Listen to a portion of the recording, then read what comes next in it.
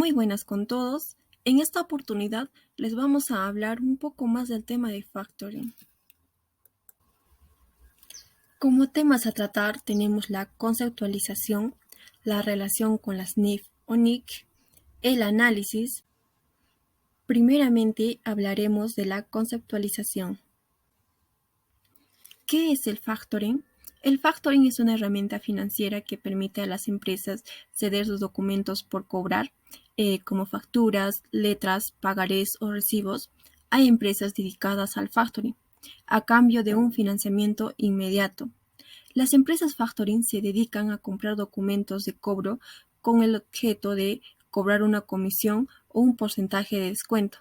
Además de ello, pasado un tiempo, estas empresas proceden a realizar el cobro a sus deudores. Ahora veremos las partes que conforman el factoring. Primeramente tenemos al factor.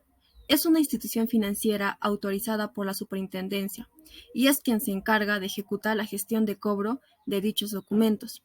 Luego tenemos al cedente. Es la empresa que cede sus documentos de cobro a empresas de factoring. Por último, tenemos al deudor, que es la empresa que compra bienes o servicios al crédito a la empresa cedente, y de esta va a depender la celebración del contrato entre el factor y el cedente. Elementos.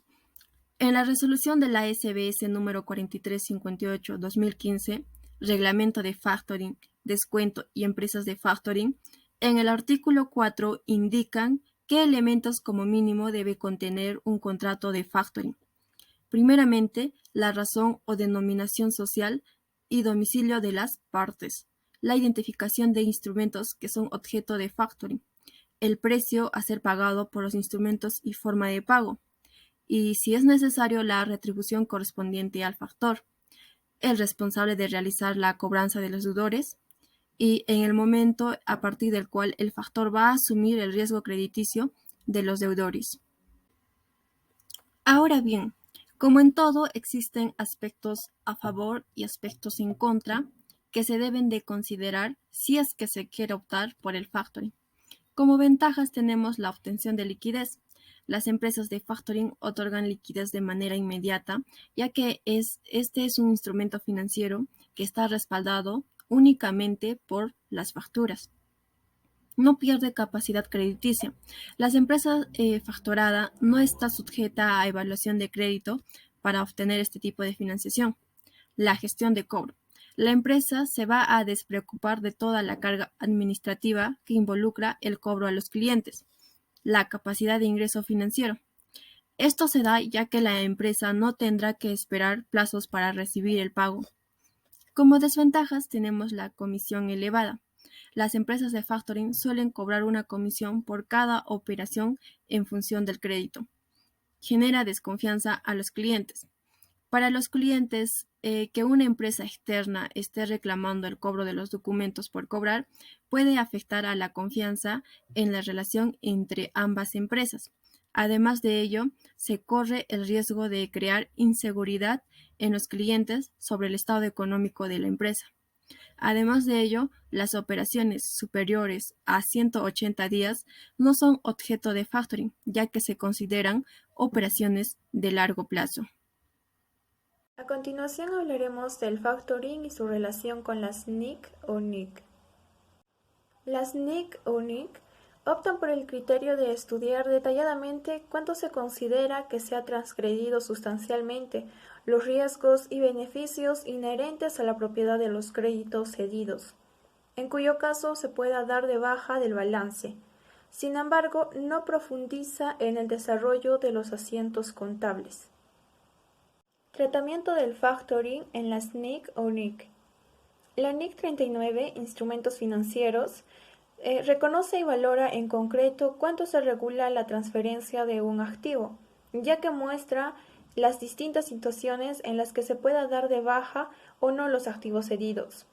En su párrafo 17 señala que una empresa solo podrá dar de baja de su balance un activo financiero cuando expiran los derechos contractuales sobre los flujos de efectivo del activo financiero o se ceda el activo financiero, ya sea el caso. A continuación tenemos el diagrama de la NIC 39, baja de los activos cedidos, en donde se indica que se puede dar de baja el activo cuando se ha prescrito el derecho a los flujos de efectivo del activo. Asimismo, se puede dar de baja al activo cuando la entidad ha retenido el control del activo. Asimismo, también se da de baja al activo cuando se ha cedido o cuando la entidad ha cedido sustancialmente todos los riesgos y beneficios del activo. En caso de la cesión de créditos, la NIC 39 señala explícitamente que se toma como cesión si se ha cedido los derechos contractuales a recibir los flujos de efectivo del activo financiero. Asimismo, indica que si el cedente transfiere sustancialmente todos los riesgos y beneficios inherentes a la propiedad de los derechos de cobro, puede darlos de baja de su activo. En caso no transfiere los riesgos y beneficios inherentes a la propiedad de los derechos de cobro, no puede darlos de baja al activo. Aspectos específicos de las operaciones de factoring.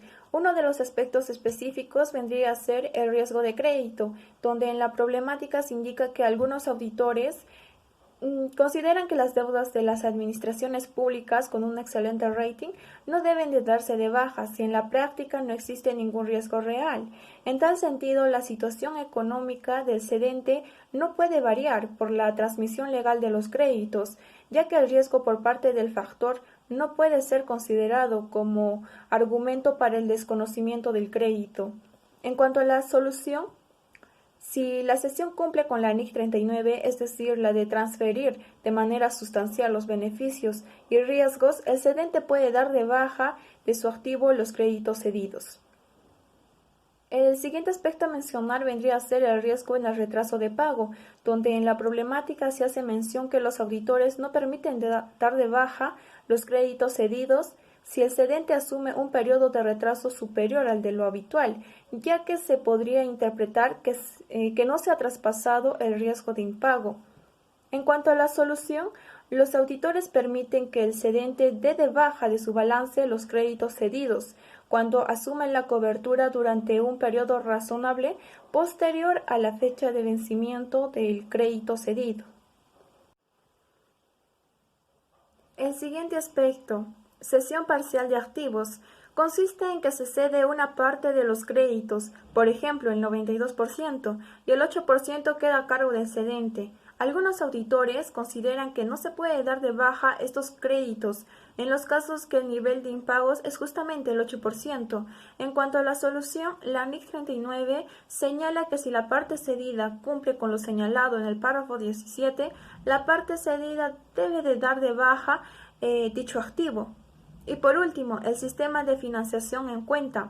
Los auditores consideran que en este caso es difícil determinar si se ha transferido todos los riesgos o no. En cuanto a la solución, en el mejor de los casos se dará de baja dicho activo si se ha transferido todos los riesgos y beneficios de los créditos. No obstante, como no los habrá cobrado, se deberá de abrir una cuenta deudora para que recoja los efectos cedidos a la sociedad de factoring y que todavía no ha cobrado.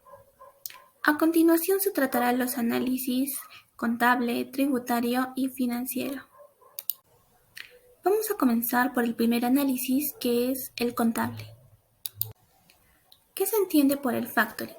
Pues bien, este es un recurso de financiación con amplias ventajas, tal y como ya lo explicaron, por su capacidad de generar liquidez inmediata para las entidades. Además, en este sentido, la empresa comercial, la que brinda el producto o servicio, tiene la ventaja de adelantar el cobro de las cuentas mediante este instrumento financiero. Claro que el monto a recibir, que van a percibir la entidad comercializadora, va a ser inferior al monto de la factura. Desde un punto de vista contable, la problemática más relevante de este tipo de contratos es el análisis de la baja de cuenta de estos activos cedidos. Es decir, que el cedente debe dar de baja del activo cedido en su balance de cuentas. Normalmente muchas empresas buscan un objetivo principal, que es dar de baja los activos cedidos. Incluso llegan a tratar con expertos antes de la celebración del contrato para verificar que el resultado esperado sea justamente dar de baja estos activos cedidos. En consecuencia, el análisis contable se basa en el conocimiento para determinar la esencia económica de la operación independientemente de su forma jurídica. En este sentido, cabe destacar que el cedente debe analizar y decidir el tratamiento contable en función a las conclusiones del análisis. Además, que lo importante es solo si contablemente lo vamos a registrar como una venta o no. Ahora continuamos con el análisis tributario. Cada vez son más las empresas que acuden al factoring financiero, ya que este instrumento genera una serie de ventajas financieras, administrativas, contables, frente a las demás fuentes de financiación. Entonces, dentro del ámbito tributario, el factoring no genera ningún beneficio fiscal específico, pero sí goza de determinadas ventajas tributarias con respecto a otros instrumentos financieros. Nos vamos a basar en ese punto en lo que es el impuesto a la renta y el impuesto general a las ventas. Con respecto al impuesto a la renta, de acuerdo al inciso E del artículo 28 de la Ley del Impuesto a la Renta, cualquier renta obtenida por personas jurídicas califica como renta de tercera categoría. Entonces, se puede afirmar que las rentas provenientes de las operaciones de factoring constituyen rentas de tercera categoría, afectas al impuesto a la renta para el factor. Por lo que será renta para el factor la ganancia constituida por la diferencia entre el valor del crédito representado por los instrumentos que se van a adquirir y el valor al que el factor adquirió dichos instrumentos del cliente. Esto vamos a visualizarlo mejor con el siguiente ejemplo. Aquí se tiene el ejemplo en donde el factor adquiere, ¿no?, un instrumento que representa un crédito, supongamos, de 100 soles. Pero únicamente se obligó a pagar por la adquisición de este al cliente un monto de 80 soles. Entonces será renta de tercera categoría la ganancia que obtenga, constituida en este caso por la diferencia entre el valor de la adquisición, es decir, los 100 soles, y el valor que asciende al el crédito adquirido, es decir, los 80, haciendo un total de 20 soles, ¿no?, en el ejemplo que hemos puesto. Ahora, pasando al impuesto general a las ventas. Aquí cabe resaltar que la transferencia de crédito en la que el adquiriente asume el riesgo crediticio del deudor no constituye venta de bienes ni prestación de servicios, siempre que el factor esté facultado de actuar como tal, de acuerdo con lo dispuesto en las normas vigentes sobre la materia. Entonces, se considera esto así aun cuando el factor adquiriente del crédito tenga condición de sujeto no domiciliado en el país. En tanto, la ley del IGB nos explica o regula esta operación como no gravada, sin distinguir la condición de si el adquiriente del crédito sea o no domiciliado. Este es el caso, ¿no?, del impuesto general a las ventas. Análisis financiero. El factoring como instrumento de financiación. La financiación para las empresas es fundamental en el desarrollo de sus actividades dentro del mercado. Cuando se inicia actividades, claramente se necesitan recursos financieros para crecer y expandir el negocio e incluso para contrarrestar el déficit. Existen dos formas habituales de generar recursos financieros. Estas son las inversiones y los préstamos, pero no siempre son las más adecuadas. Es así que existe el factoring. Esta herramienta de financiación permite que las empresas puedan obtener fondos de forma anticipada mediante la cesión de su cartera de créditos a un tercero. Dentro del ámbito financiero se puede dar dos posibles casos. Factoring es un recurso donde en caso de que el pago pactado no se realice, la entidad de factoring asume el daño financiero por el no pago del crédito sin atribuirle faltas al cliente. Sin embargo, se quedará con un determinado monto en garantía, el cual devolverá de realizarse el pago. Por otro lado, el factoring con recurso. Aquí, en caso de que el pago pactado no se realice, la entidad del factoring no se hace responsable por el crédito otorgado a raíz de la cesión de facturas y exigirá del cliente el dinero otorgado. Aplicación financiera del factoring sin recurso. Rosa tiene un negocio de jardinería y floristería. Para la celebración de una importante fiesta, el Hotel Cielo le compra 100 centros de flores por un valor de 10.000 soles que deberá abonar en un plazo máximo de 60 días. Durante ese periodo de tiempo, Rosa recibe otros encargos y no dispone de liquidez suficiente para poder comprar la materia prima necesaria, así que recurre a un servicio de factoring sin recursos, con el que conseguir dinero de manera anticipada. En este caso, la empresa de Rosa es la que actúa de cedente, mientras que por deudor se consideraría al hotel y por factor se consideraría a la caja de ahorros que le presta los servicios de factoring a Rosa. Puesto que se entiende que la caja asume un importante riesgo de impago, le descontará un porcentaje previamente estipulado. En este caso, imaginemos que es el 3% y aplicará una retención del 10% como garantía, que podrá ser devuelto de realizarse el pago. Es decir, el 3% de 10.000 representa 300 soles y el 10% de 10.000 son 1.000 soles. Con estas cifras, la caja de ahorros ingresará a la cuenta de Rosa un total de 8.700 soles. Analizando, tras los 60 días estipulados por el cobro de la factura, el cedente queda eximido de responsabilidad si el deudor no paga la factura.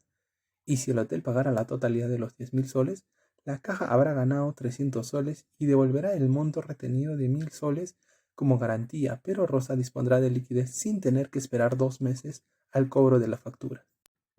Aplicación financiera del factoring con recurso. Rosa tiene un negocio de jardinería y floristería para la celebración de una importante fiesta. El Hotel Cielo le compra 100 centros de flores por un valor de 10.000 soles que deberá abonar en un plazo máximo de 60 días. Durante ese periodo de tiempo, Rosa recibe otros encargos y no dispone de liquidez suficiente para poder comprar la materia prima necesaria, así que recurre a un servicio de factoring con recurso con el que conseguir dinero de manera anticipada. En este caso, la empresa de Rosa es la que actúa de cedente, mientras que por deudor se consideraría al hotel y por factor se consideraría a la caja de ahorros que le presta los servicios de factoring a Rosa. Puesto que se entiende que la caja asume un importante riesgo de impago, le descontará un porcentaje previamente estipulado. En este caso, imaginemos que es del 3%. Es decir, de 10.000, el 3% representa 300 soles. Con estas cifras, la caja de ahorros ingresará a la cuenta de Rosa un total de 9.700 soles. Analizando, si el deudor paga, entonces el cliente queda libre de responsabilidades ante el factoring. Sin embargo, si el deudor no efectúa el pago, el factoring procederá a exigir la cantidad adelantada directamente al cliente. Es decir que, si bien otorga mayor liquidez en un principio, supone un mayor riesgo en caso de que el deudor no pague.